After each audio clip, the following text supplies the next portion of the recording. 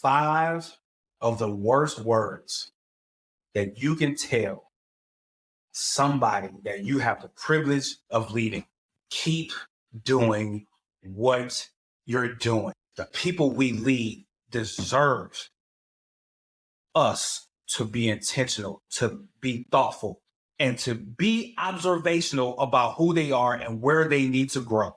To tell somebody, keep doing what you're doing is lazy. Stop. If you have given somebody their evaluation and they're doing well and you're like, yeah, just keep doing what you're doing, stop it right now. You can be a leader, but a leader is a developed set of skills. It's a developed state of mind, state of mind, state of mind, state of mind, state of mind.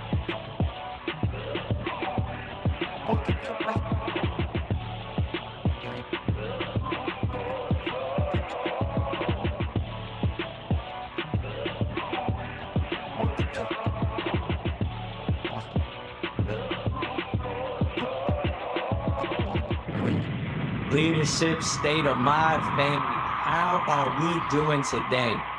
Can you feel it? Can you feel the energy? I got my boy Armand with me. We are in the building. We are not oceans apart. We are right here. Facts. Bringing to you leadership state of mind. And man, it is good to see you, brother. Bro, it's good to be here. Good to see you too.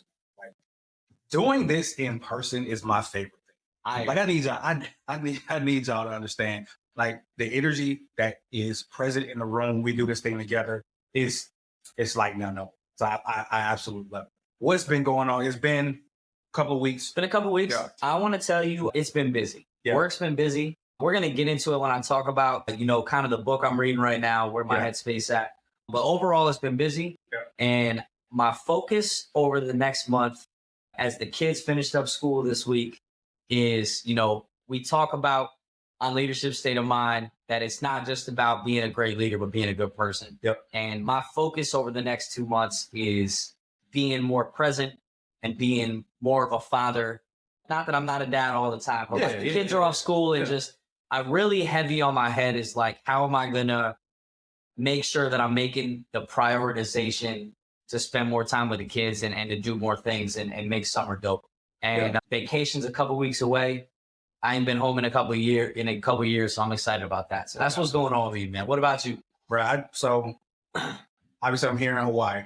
And before I got here to Hawaii, I had the privilege of taking my youngest up to Korea, flew from Japan to Korea. She is a huge K-pop fan.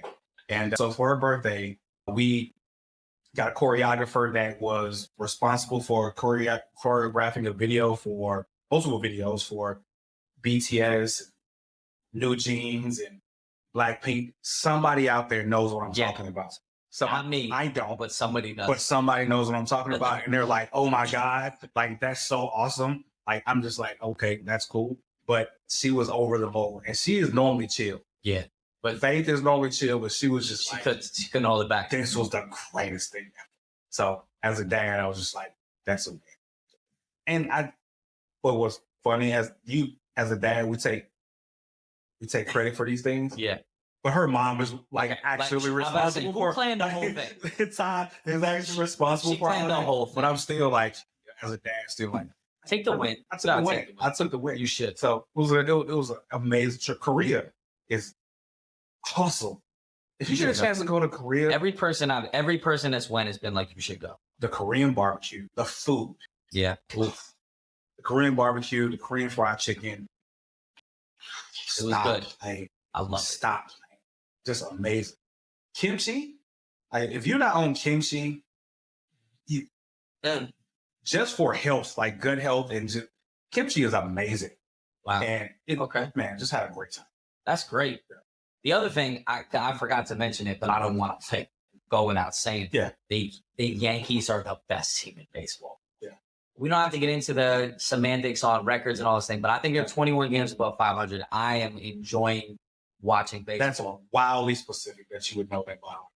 Yeah, I mean, it's a little bit specific. I might be wearing a Yankees jersey today. I'm just feeling it. So I'm feeling it because we're both Yankees fans. So I'm an Atlanta Braves fan first, but I'm a Yankees fan because of my uncle. He trained us playing baseball. So I am a Yankees fan. Don't judge me. I don't care if you do, but I'm still a Yankees fan. All right. So my dream is another Atlanta Braves Yankees World Series because I can't lose. There you go. I can't lose. I love it. Well, my win for the year so far is that when I met my wife, she was like, I watch 100 Yankee games a year. And I was like, I will marry you right now. I was in, I mean, it was already love at first sight, but everyone retired. The team that she grew up watching retired. And like, we had like a career development, like we had like a sit down, like a mentorship session. And before the season started, I was like, babe, you loved watching baseball. No. Can we just get back into baseball? I'm like, the games come on in the middle of the day, you're home. And she's probably watched, I would say 80 or 90% of the games this year. That's getting dope. into it. So now I'm even more amped up about it. So we definitely going to go catch a Yankees game when we go home to New York this summer. Nice. But yeah, man, it's good times. Yeah. No doubt. No doubt. So Yankees are killing it. Yeah. But we got to roll in. We got to get started. We do. Okay. And perfect segue, I think, Okay. partially because we're going to be talking about something that is extremely important as we get into our main section. But who has demonstrated a culture like the Yankees? I'm going to say nobody. Nobody. Yeah. I Nobody. Okay. Right. So as we go through the segments, we're going to get into talking about culture, but we always have to start it off. It was all good just a week ago. Just a week ago, we had it all figured it out. Yeah. All right, who's going first? Me or you? You got it. All right, man. So my all good just a week ago moment is don't forget to be willing to ask the stupid question. I think too often we have people that don't want to just ask a question that they don't know the answer to. Yeah. And I feel like the first step to success is being able to admit that you don't know something. Yeah. No matter where you get in your career, there are going to be things that you don't know. And the only way you can grow, develop, get better is to not be afraid to ask the questions. So when you're in the room, when you're having the conversation, man, don't just keep your hand down and try to not be informed if there's things you don't know. Absolutely. I think it's important. It is. I'm the guy that's like, hey, I'm sorry. Everyone else might know this, but I don't. So if you could inform me, like I'll be okay. And if I'm the guy that's like getting made fun of or laughed at in the background, I'm gonna be okay. Because at least I'm leaving there feeling like I know the answer to what I need to. Yeah. So don't be afraid to ask the question. Yeah.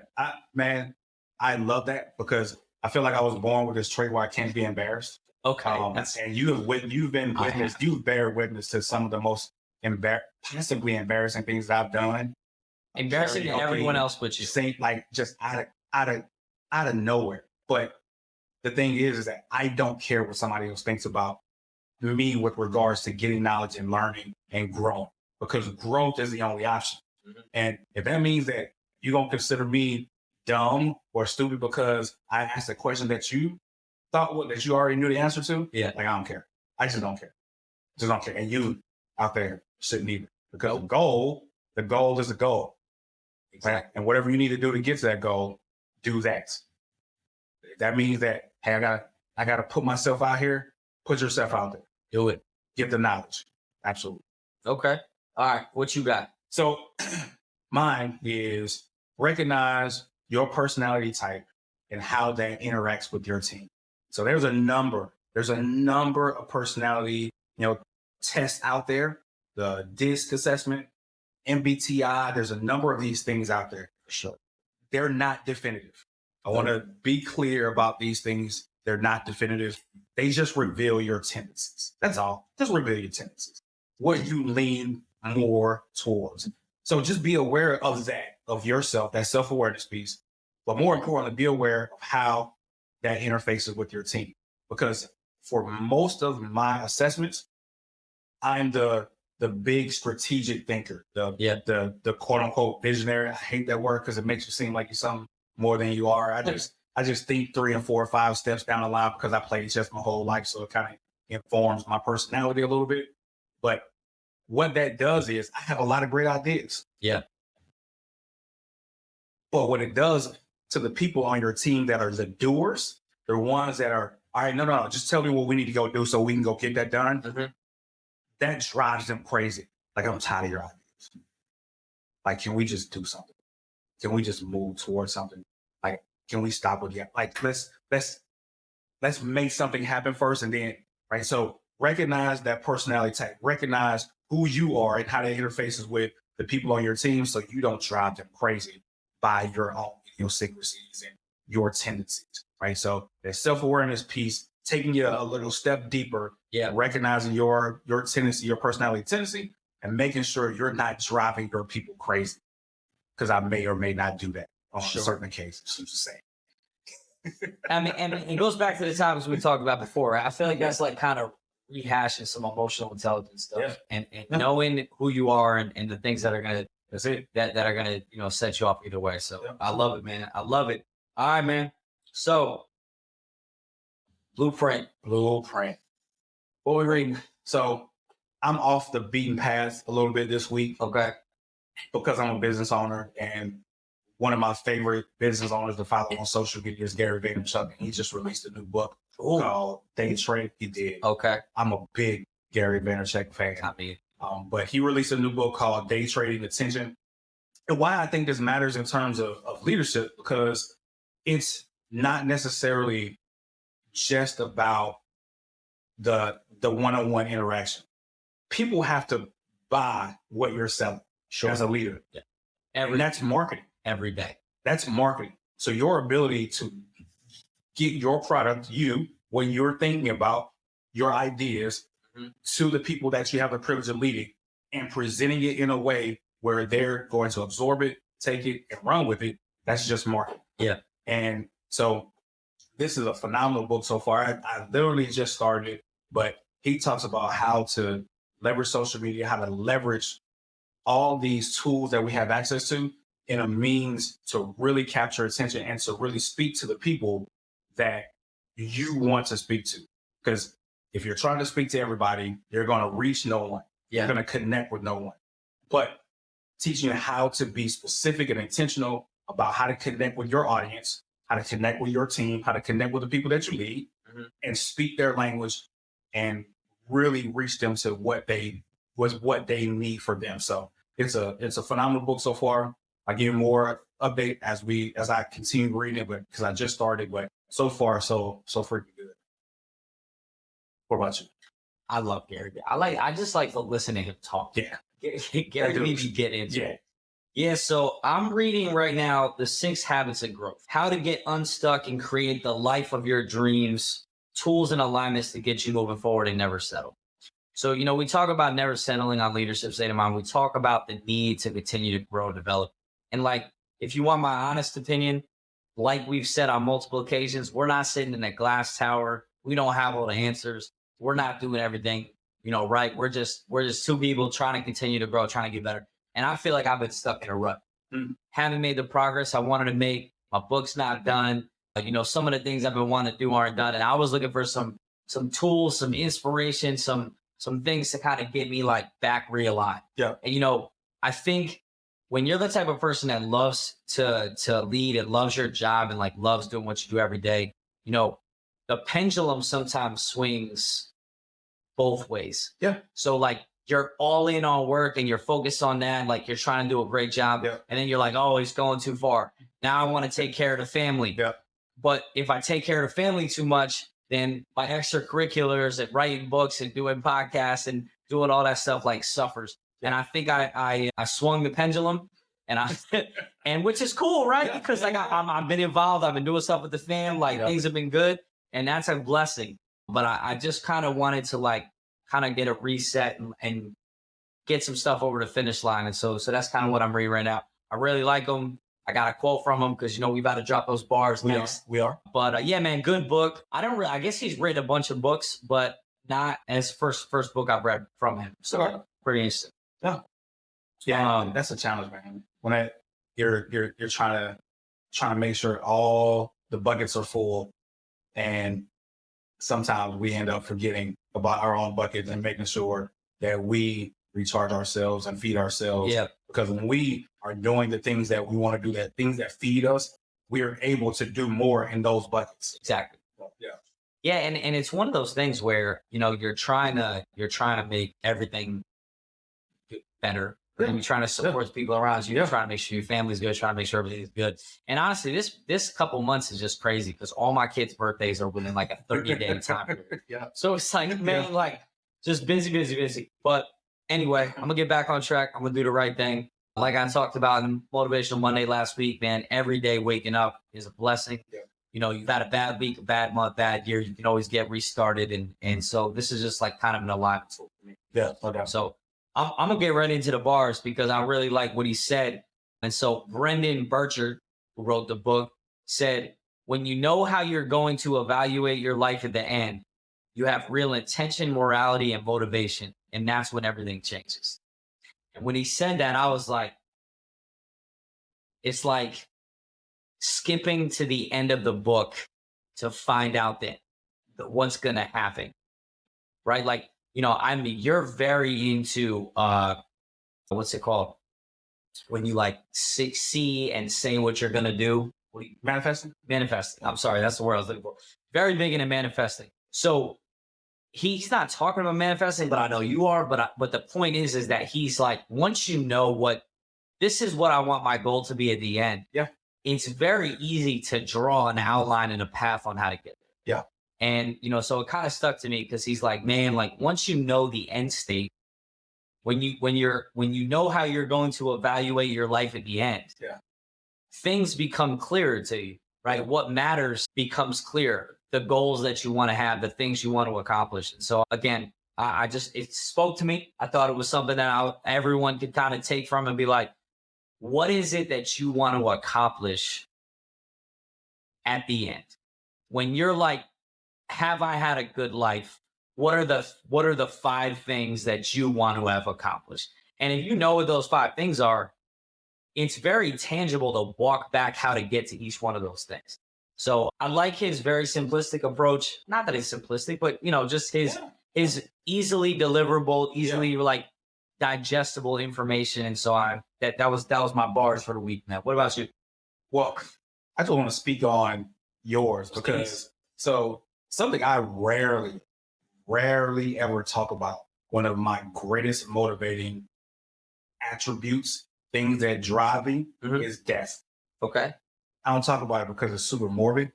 And I'm not gonna lie, I've known you for a long time. You have not mentioned it. I rarely talk about it. Yeah. One of my favorite Latin sayings is memento mori, is remember you must die. Mm-hmm. Right. And the reason why that matters is that the thing that is talked about the most when older people are interviewed, they're kind of on their deathbed or they're in a home somewhere, something like that. They get talked to and they're like, man, I wish I would have done insert thing here. Yep.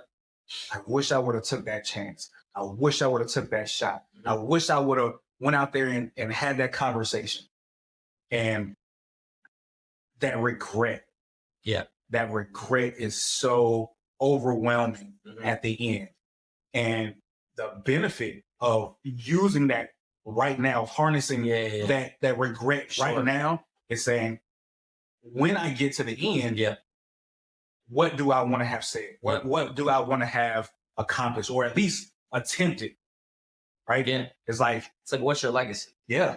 And we have the benefit of being able to look at the end from right now and say, if this thing that I want to go get done, this thing that I'm thinking about doing, I got a lot of fear, got a lot of anxiety around wanting to pursue that thing. What would my 90-year-old self say? Sure. Yeah, I like that a lot. What would my because that's what I thought about with that quote. Okay. It's like, what would my 90-year-old self say? And my 90-year-old self would say, man, I wish I would have did it. Yeah. And if that's the case, gotta go do it. Yeah. So that's what I thought about. I thought that's a dope one. Yeah. So the bar for me today is stories bypass the brain's instinct to look for reasons to be suspicious. So we've talked about connecting. We talked about the necessity to really build a bridge with another human group of humans in terms of leadership. There's a saying in marketing that says facts tell, stories sell. It's about your story. Tell your story, because stories bypass the brain's instinct to look for reasons to be suspicious. When we are first meeting somebody, when we were first interacting with somebody that we just became a new leader on the team, and we're trying to break that ice, revealing those stories about ourselves breaks down those barriers and bypasses those people's instincts to be suspicious about who you are, because you've revealed that story about yourself. So it's just we utilize those stories to really connect. So that came out of Super Communicators from Charles Duhigg. Did you finish that book? I did. Yeah, I did. So I put it on the list immediately. I did. I haven't got to it yet, but I'm sure I'm going to read it. I'm sure I'm going to love it. He's great. Yeah, to me, we've had these conversations about lowering the waterline and being vulnerable. And I feel like, storytelling is a way to kind of be vulnerable, to talk about the things you haven't always done right, or why you're in a leadership position, or why you're doing the things that you're doing, and things that you wish you would have did better in the past.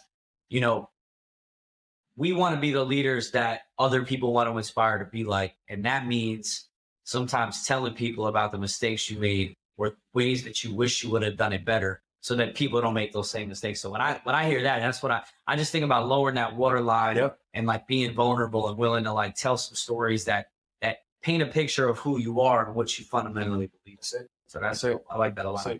Okay. So 99 problems. Leadership ain't one, man. Yeah. You're going to love this. I can't. I love all your tips. But what's that? You're especially going to love this one. I'm ready. Right. 5 of the worst words that you can tell somebody that you have the privilege of leading. Keep doing what you're doing. That's my trigger, man. Yeah, that's my trigger. Don't say that around me. Stop it. Stop it. Stop it.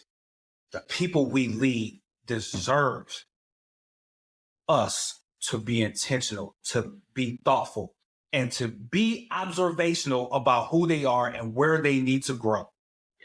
To tell somebody, keep doing what you're doing, is lazy. Stop it.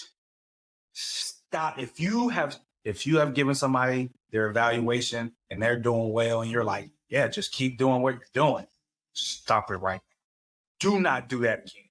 Yeah. Because that person is looking for blind spots. They are looking for ways to improve. They are hoping that you see from a strategic standpoint, a perspective that they can't see, that can help enlighten them and grow and become better. They're looking to become better. You say, keep doing what you're doing. It's like, oh, you don't care? You don't care. Stop it. Please, leaders, stop it. So now I got to tell a story. The best officer I've ever served with by an unmeasurable margin, my captain, Will Wiley, shout out. Appreciate you. When we first met, we had some premarital counseling. It really was premarital counseling. And we went out for lunch. Man, we had a 4-hour lunch, and we talked about all the things on how we wanted to run a organization. And he asked me some of my pet peeves. And I told him, do me a favor, please don't ever tell me to keep doing what I'm doing. Like, I want to get better. I want to grow. I trust you. And I want feedback if I'm not doing things the way I need to, or how I can do it better. And I'll never forget my first eval debrief. He was like, I didn't sleep good last night. He's like, I just kept thinking about it in my head. And I'm like, if I don't give him some quantifiable, like tangible things that he can do, he gonna be mad at me. Yep. And he delivered. He told me a bunch of ways I could improve. Yeah. But yeah, man, it is one of my biggest pet peeves. I'm not going to shout out the other person, but I'll tell you, the people that are hard chargers and doing great, they will not admit it to you, but they want to be pushed to get better. And so when you find these people, man, you have to challenge them to want to get better. Yep. And you have to do that through midterm counseling, through evaluations, till 360 feedbacks, whatever your source is at your organization that you work at. But when you do that, they're going to appreciate it. And so please don't tell people to keep doing what they're doing. I'll Please. beg you. Please. Just take some time to make it better. Make them better by giving them some feedback. Put some energy into it. Do the work. You were trying to trigger me. I was like, I don't appreciate that. I'm like, I get like start scratching. Man, like, don't do that to me. Yeah. Please don't. All right. So my tip of the week: don't be a victim and live your life above the line and be accountable for the things that you do. If you want to lose your team, put yourself in a situation where you are a victim, where you live in a victim mindset. If you ever, the easiest thing to do, Google ladder of accountability, and look at it, and it'll show you where the line is. So the line is in the middle of the ladder. You're either above the line or you're below the line. If you're above the line, you're accountable. You're owning mistakes that you make. You're owning whatever. And if you're below the line, you're a victim and you're making excuses for the things that aren't happening the way you want it to. Woe is me. Everyone's against me. This is that. Blah, blah, blah. And all you're doing is degrading your team's performance and the trust that they have. Yeah. So don't be a victim. Own the mistakes that you make. Be accountable for them. Look to grow. But man, no one wants to follow someone with a victim mindset. Notice. No. I can't. I know I cannot. I can't.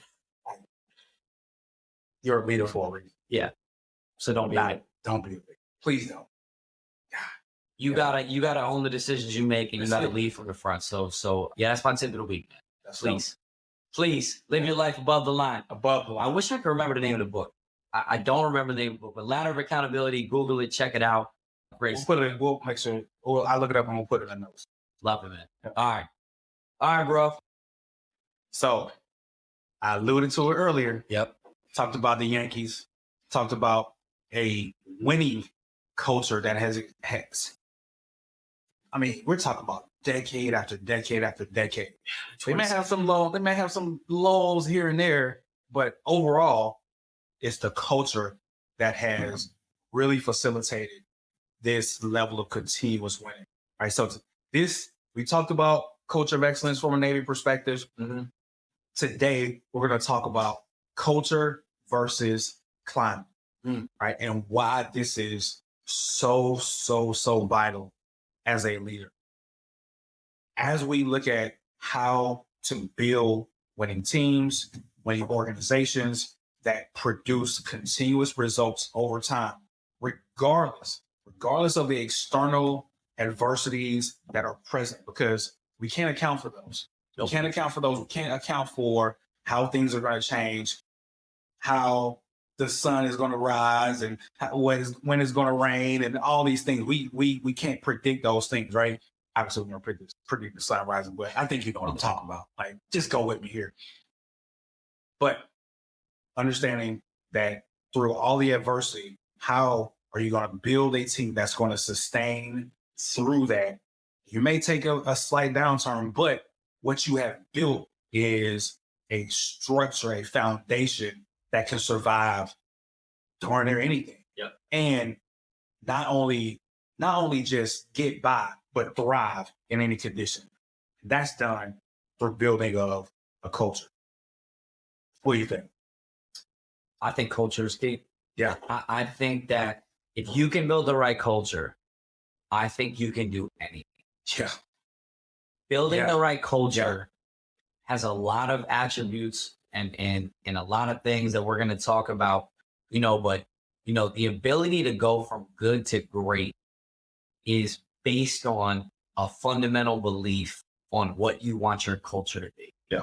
Right. So, I think the things where, one of the things I want to start with is how do we balance creating the right organizational climate or culture without compromising what is important to the organization? Absolutely.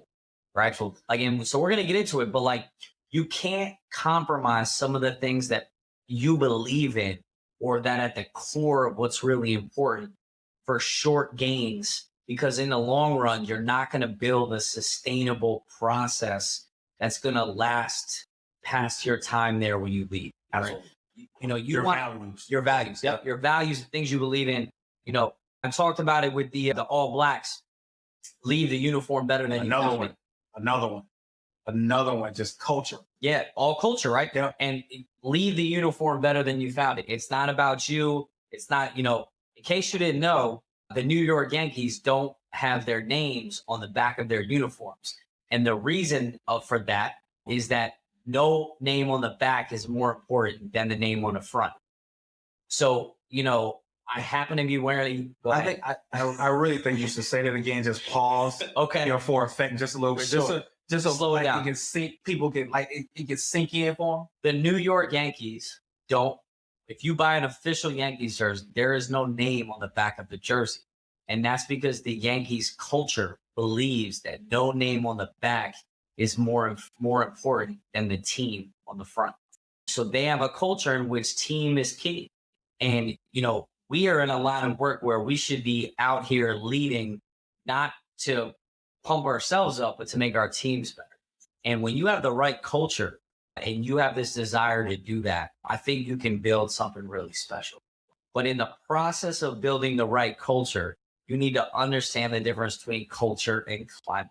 Absolutely. So, right. So break it down. So we're talking about culture versus climate. Climate can be described as the immediate atmosphere or mood within a team or organization, or how things feel from a day-to-day basis. This is the immediate, right? In contrast, culture is a deeper, more ingrained set of values, beliefs, and behaviors that persist over time. Culture is the behaviors that have been absorbed into the roots. This is just what we do. It's not, doesn't need to be informed. I don't need a memo to tell me how things go. This is just how we do business, and we do business the right way. So we gave you a couple of examples, a couple of vignettes of the Yankees, the All Blacks, of cultures that are sustainable, that have been sustainable year after year after year, that have exhibited outcomes of greatness at every turn. There are a couple of examples that we see, especially in our business as submariners. And I hate to highlight this, but it matters. And you look at the USS Greenville, and it's Googleable, you know, for those that may not be aware, for those that may not be in the submarine force or that's in the Navy and want to understand it. But, you know, the USS Greenville counted to 3 collisions at sea over the course of a year's time. Doesn't even seem real. It is the most baffling. When you look back on it, it's so baffling. It's so just mind-boggling, because when something that significant happens, there's an entire team that comes in. The leadership is relieved. A new leadership team is brought in, especially at that point. There's a proven leadership team that's brought in with experience, you know, to come and lead that team, you know, for the short term until you can get other leaders in and get them ready. But there are major efforts to make sure that those negative behaviors and things that contributed to that incident are uprooted up, and they go through with a fine-tooth comb. Yeah. But what happened? Because that they came in, they went through and they looked at the most prevalent issues and uprooted them and corrected them. They did training, all these things, and then boom, again. Yeah. They come in again, do the same thing, even more, to a greater degree. And then once again, it's like, what is that? The short-term climate response, you know, to that event did not sink in to the greater expanse of the culture of that team, of that submarine, that really affected long-term change. And you can see it in a lot of different ways. The USS Jacksonville's kind of a similar situation as well. Sure. They got into multiple collisions, and they were years apart. Yeah. But you hear things like, "Oh, the boat is jinxed." You hear these terms get thrown around these crews, and that, just like winning, greatness can be a part of your culture. Yeah. Being jinxed and messing this thing up at a high rate of speed can also be a part of your culture where you have to really, really do the work, to uproot and get those things out. And that's a long-term thing. That's not a come in quickly, assess the climate, do some things to elevate the morale and climate of the moment, and think, okay, we're good now. No. There's time that's going to take to really dig deep and uproot those things because they're down deep. Sure. Those behaviors, those instincts are embedded within the root of that organization. They need to be cut out, thrown out, new soil put in, replanted, watered, and really taken care of so that the remnants of those things don't get embedded within the new things that are growing. And it takes a lot of time, and it takes real level of diligence to make sure that culture is affected in a positive way. So it also takes the right leader. It does. It takes a leader to know what the right culture looks like, and how do we prioritize and focus on the right things? Yeah. I think the biggest risk you have as a leader is choosing climate over culture for short wins. Yeah. There's plenty of opportunities where, you're trying to turn the ship around, or the company's not in a good place, or the organization isn't happy, or morale is down. And you want to take that easy win, that easy, quick climate boost. Yeah. You can't do it to the effect of what you want your culture to be, right? Like what you want your foundation to be. And so step one is know what you want your foundation to be. Yeah. What is it that you care about that you are unwilling to bend on?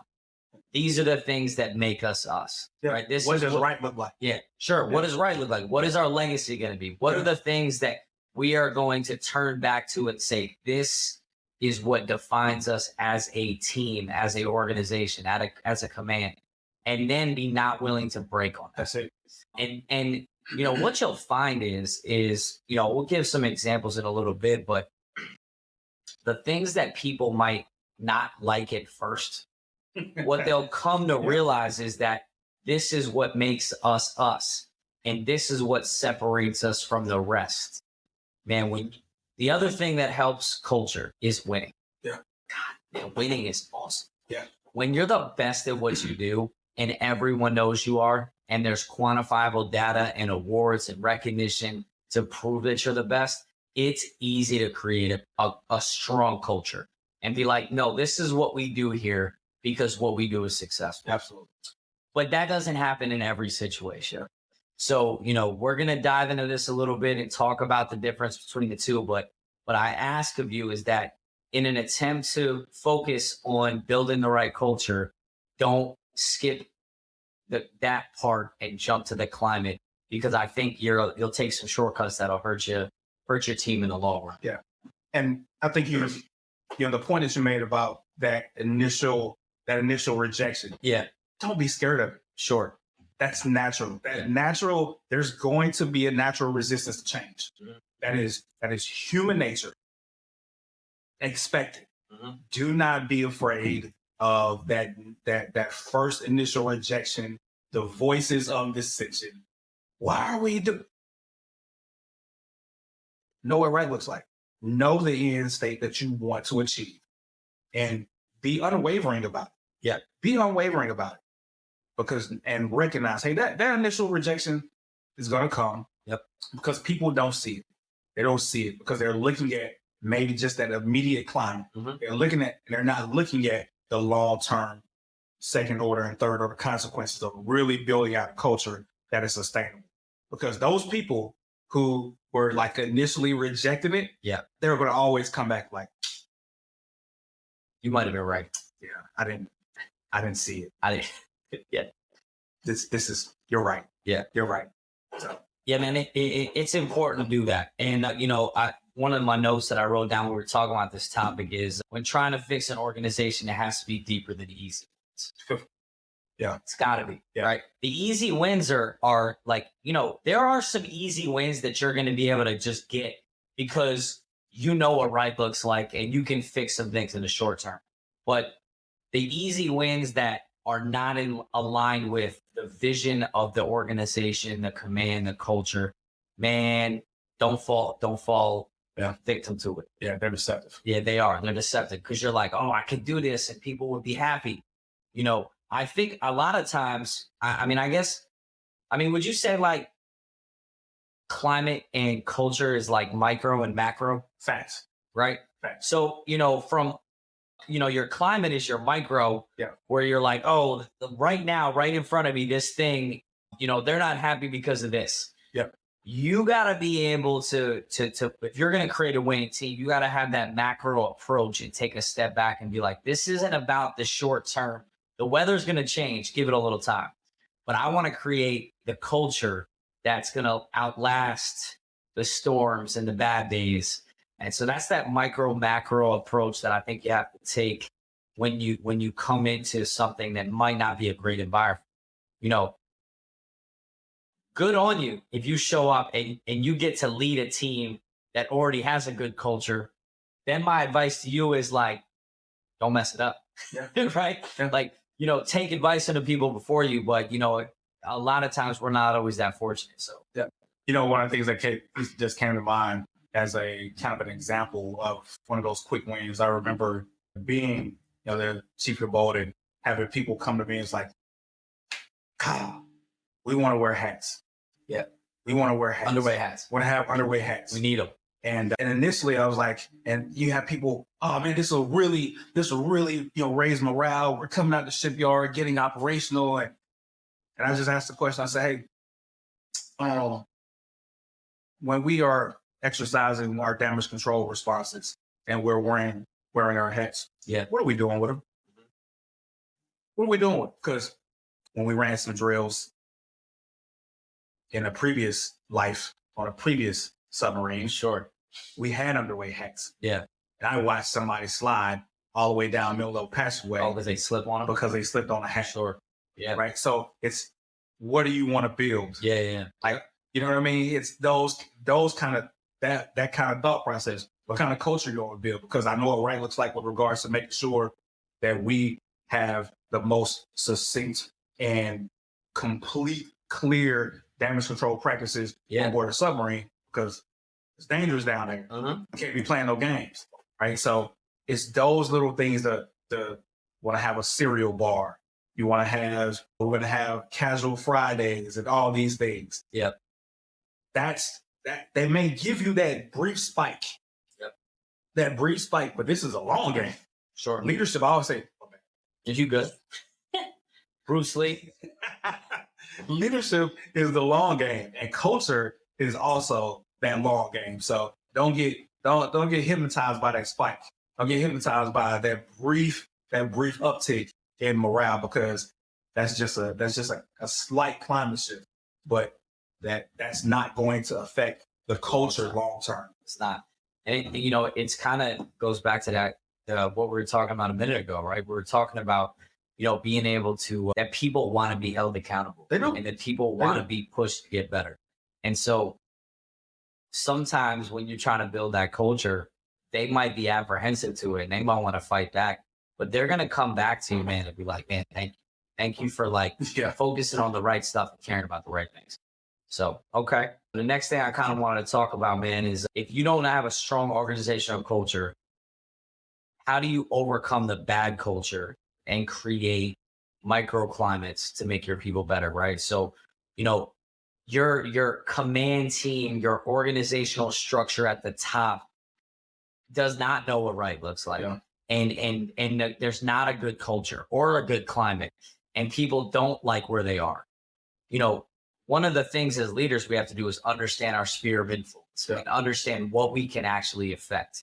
So how do you create a microclimate within your sphere of influence and what you can control? And maybe from there, try to expand that to make other people take on those microclimates. How do you do that? Because, not everyone here is in charge of an entire organization. Yes, exactly. Right. So You show up and you're like, hey man, great story, leadership state of mind, but my place sucks. Yeah. And I have 30 people that I'm responsible for, and I can't, I don't know what to do.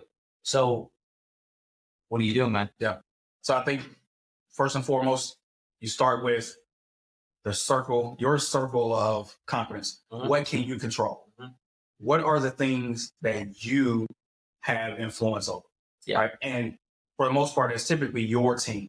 That's your people. That's your squad. What is a culture that you're going to build within your squad? Right. Demonstrating what right looks like to them, regardless of what may be happening around them. You may be in a situation where everybody around you is doing the wrong thing. They're running amok and they feel as though, oh, I got all this autonomy, but no real structure, no foundation. It has to fall on you as a leader. Say, hey, listen, come, like we're coming to the trust circle, coming to the nest. Yep. This is how we gonna do business. Yeah. I know what you see over here and around here, and I get it. It is hypnotizing because you want to. Well, why we got to do this and Yep. they ain't got to do this? Why we got to be? No. You want to be great or you want to be mediocre, right? Because if you want to be great, let's come together and do our jobs. Let's come together and build a culture within. Because just like that nasty fruit when it's put in the midst of all the other fruit, I always tend to go to kind of agriculture, right? Yeah. That moldy fruit makes everything moldy. Yeah. Right. But in the reverse, right? If I extract all the moldy stuff and I put good stuff in, it remains good. Right. So it's just as contagious. Right. And what you're hoping for is that you're building that microclimate, that micro culture within your team so that others see, man, how are you getting these results? Mm-hmm. Right. Collectively as an organization, we're struggling, but there's a light here. Yeah. There's some shiny, there's a shiny spot that's here. There's some, what are you doing? Well, this is the culture that I built within my team because people are going to come. Yeah. They're going to ask you. Yep. You put your head down, you build that team, you focus on making sure what you can control is as on point as possible because they're going to see it. There's going to be other people that see what's going on and it's going to happen. It may take time, but it's going to happen. And you make yourself ready for that interaction. You make yourself ready for that time so that you can make it contagious and you can give what you're doing to the other people that's a part of the organization at large. It's like, hey, why is accounting doing so well? Yeah. Right? Why the navigation, why the BMs doing so well? What's going on with them? Right? Because that pressure to do well is going to be felt and they're going to be looking for avenues of we gotta have something that's going right. Have some team within here that's doing this thing the right way. Yeah. And they're gonna come and see. They're gonna come and holler at you and they're gonna want to extract what you're doing. So just stay the course. I think that's step one. I also think that I will continue to say that taking care of people is with actions, not words. Yep. So the story that comes to mind for me was, I showed up to a command. I was a brand new chief, a manager, and I had about 15 or 16 people that worked for me. And I don't think the culture was very good. Yeah. I know it was not. Yeah. I think it's the right thing. It was not a good culture. Yeah. And so I created some repeatable processes and some prioritization for my team. And so my rules were this. I think that there are certain things that when people feel good about, they're going to perform at a higher level. So one of the things, when people are stressed about money, they're not going to perform.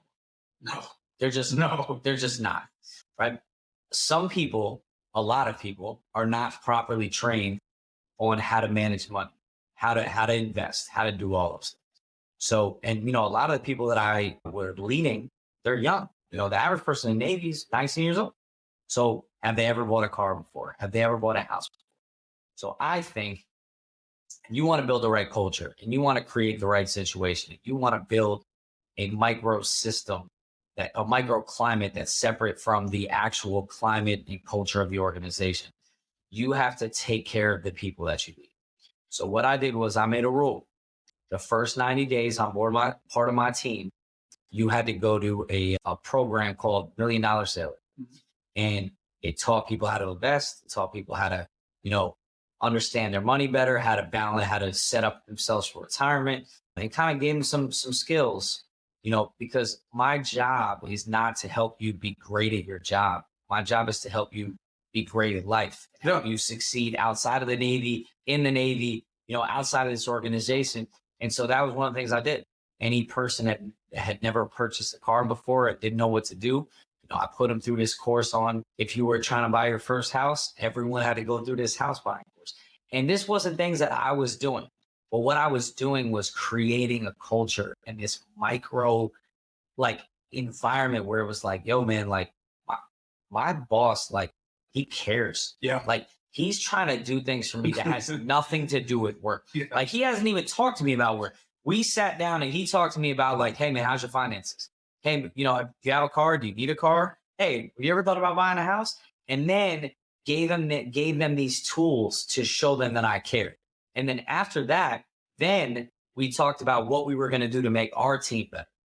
But it's a lot easier to create buy-in and build this environment that people want to be a part of, these microclimates, when they know that you genuinely have their back. So it's not rocket science. You want to build a dope microclimate. You start with taking care of the people that you serve, and you do that through actions, not words.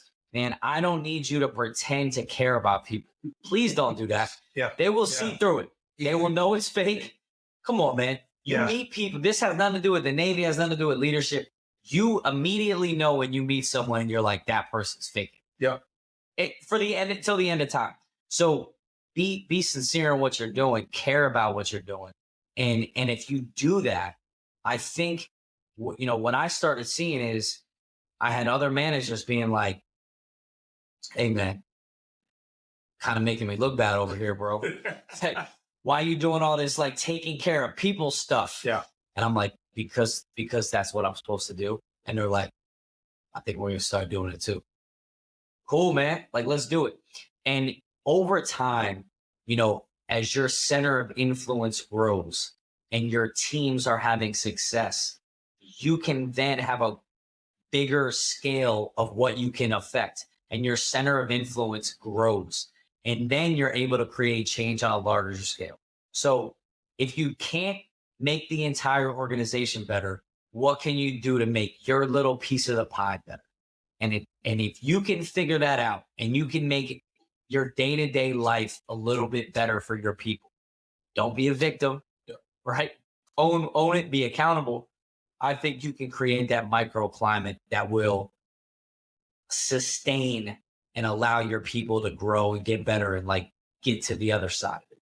Absolutely. But you have to remember as well, through this, as you're demonstrating this, as you're setting yourself apart from everybody else, you're going to get judged. Yeah. You're going to get judged. If you heard the tone of how somebody approached him, what's all that taking care of people thing? Just remember that judgment is nothing but jealousy. Sure. Why didn't I think of that? Yep. All that judgment is nothing but jealousy. And this is your moment. Because in that moment, you got to make sure you stand strong. Yeah. They may be senior to you. You may look up to them. That judgment may feel like a lot of pressure in that moment. Yeah. It's just jealousy. Yeah. Because they didn't think about it. Stand strong on your principles, on your values, because this is a hard thing to do. Nope. This is what we're doing. Yeah, I think I'm going to do that too. Yeah.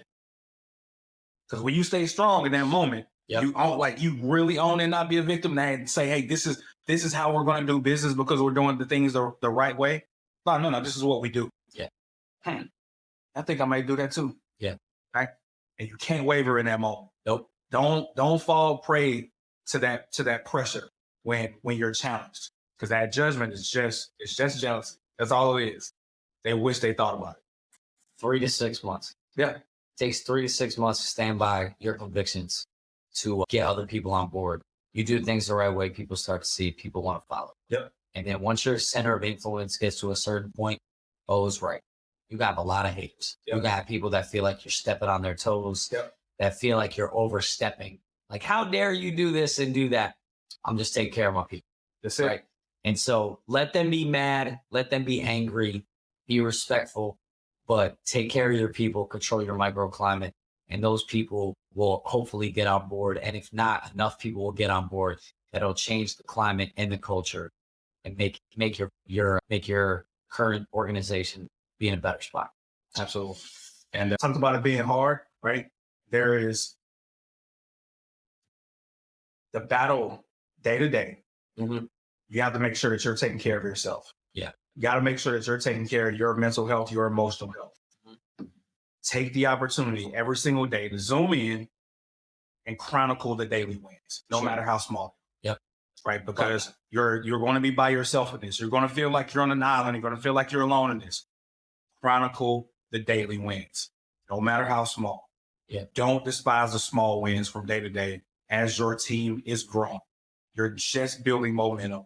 It's the positive trajectory is going up every single day, and you are slowly raising the temperature of that culture within your microclimate. Yep. In the hopes that people see that, oh, they on fire over here. What's going on over here? Yeah.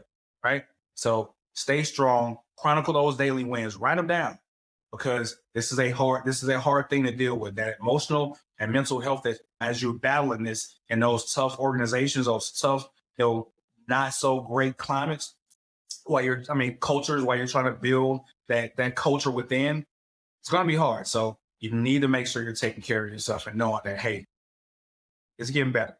It's getting better. It's getting better. It's getting better. Slow and steady. Yep, absolutely. Where's the race? Yep. So as we kind of wrap this up, man, what's one of the things, like if you were to talk about, like, what are some of the downfalls of a weak culture? Like, there's obviously benefits of a strong culture. People feel like they're a part of something great, usually a winning organization. But what are some of the downfalls of having that weaker culture? Yeah, I think about, first and foremost, reduced accountability. Yeah. Okay. There is when you are focusing on the climate, you focus on just those small wins that day to day. You don't want to take the perceived hit in the climate because you had to hold somebody accountable. You don't want to run the risk. You don't want to run the risk of negatively impacting morale because you had to hold somebody accountable. So you may look over things. I hope you're writing this down. Building the right culture does not mean we do not hold people accountable to what they are required to do. Absolutely. I think it's one of the most important parts. Here's a secret. Regardless of how people may respond to you holding them accountable, they're always appreciative. Yep. Holding people accountable does not mean that you have to be a jerk. Nope. Like, you can do it. One of my favorite all-time leaders, it's not personal, it's just business. You're not attacking them as a person. You're just trying to hold them accountable. But to build the right culture, you have to be able to hold people accountable and not be willing to let it go for the benefit of the climate. Man, that's a great one. Because what ends up happening is that as a means of establishing our culture, we say a bunch of things. Sure. We put out philosophies, honor, courage, commitment. This is what we stand for. Yep. This is who we are. And people say, okay, I hear what you're saying. Yep. But no one cares what you say. Mm-hmm. They only care about what we do. Yep. So when somebody violates what we have said, they're looking at you as a leader. What you gonna do now? Yep. What you gonna do now? Because as soon as you decide to overlook that thing as a means of not affecting morale, you have just violated your own values. And now none of this makes any difference. No one cares about what you said. No one cares about your vision. Nobody cares about your mission. Nobody cares about any of those things, your lines of effort. They're all irrelevant because you have just shown through your actions that none of that stuff is real. Yeah. And that was great. I think at the end of the day, you know, what you're saying and what the overall concept is that there's no shortcuts to building the right culture. There's not. It's going to take time. It's going to take a concerted effort and a bunch of culture carriers and people that buy into what you're selling, that believe in your vision, and that see it through constant action and like delivering on the things that you say you're going to do. And by holding people accountable and making sure that the main thing is the main thing, then the culture becomes good, and then the climate becomes good, and then all those things follow. You know, I said culture is key in the beginning. You know, you're at an organization, you want better retention, you want people that want to stay there, you want, you know, a place where people want to come work and want to stay. You got to build the right culture, but don't do it by sacrificing what you fundamentally believe in for the short wins. Absolutely. Culture over climate is key. Yeah, man. I don't know. I just think it's an important topic. I'm really glad that you wanted to go through it today, man, because I feel like if you can get your hands on this and understand it and understand how you can affect the changes in the microclimates, I think you can build something really dope. Yeah. I think one thing that we didn't talk about, I want to highlight this point. Things may appear to get worse before they get better. Sure. Of course. Yep. They may appear to get worse before they get better. And it is important that you communicate with your leadership team, especially if you're the head of that organization, you have the influence within that organization, to prepare them for it. Hey, listen, we're trying to build a culture that's sustainable. Yep. After we're gone. Yeah. A culture that wins long after we're gone. So things in the immediate may look like they're going to take a downturn. All that is just uprooting the dumbness, uprooting the mess. That's all that's happening. You're just weeding. You're just weeding the yard, right? So it's going to look a little bit ugly in the interim. It's going to look a little disjointed in the interim. No. Just wait for it. Yep. Just be patient. Stay strong to those values that you've established for yourself. Continue the right actions, the right behaviors that back up those values, the mission that you set for yourself and for your team. And when you continue to do that, the consistency, everything's going to grow back the right way and it's going to flourish. So, all right, leadership state of mind, culture over climate, build the right culture, build the right team, and you will find success.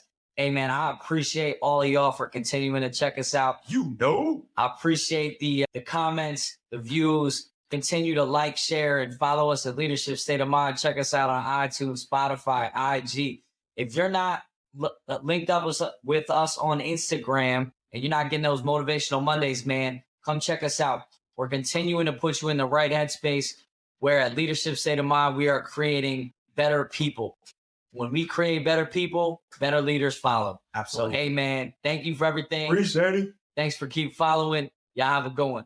Peace.